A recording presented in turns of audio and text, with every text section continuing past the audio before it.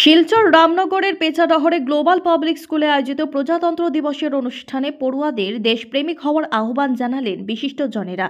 শুক্রবার স্কুলে ৭৫তম প্রজাতন্ত্র দিবসের অনুষ্ঠানের আয়োজন করা হয়।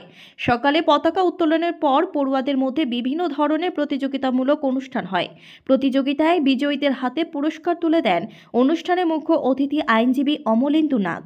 প্রজাতন্ত্র দিবসের তাৎপর্য ব্যাখ্যা করে উপদেশমূলক বক্তব্য উপস্থাপন করেন তিনি।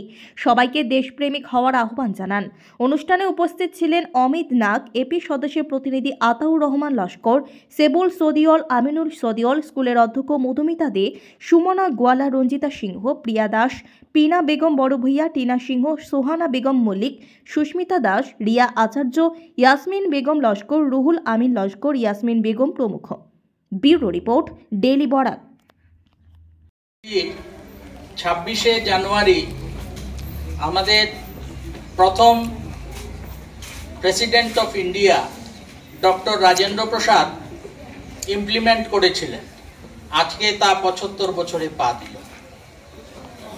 এই যে সংবিধান যেটা তৈরি করেছিলেন বা অ্যাপ্লিকেবল হয়েছিল, সেই সংবিধানটা সমস্ত পৃথিবীর মধ্যে সবচেয়ে বড় সংবিধান।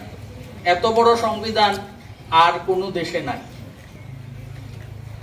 এই ৭৫ বছরের মধ্যে অনেক কিছু আমাদের সরকার ইমপ্লিমেন্ট করেছেন এবং এটা সাধারণ মানুষের পক্ষে পড়ে শেষ করা সম্ভব নয়। এটা যারা স্পেশালিস্ট আছেন তারাই এটা সম্বন্ধে বলতে পারবেন।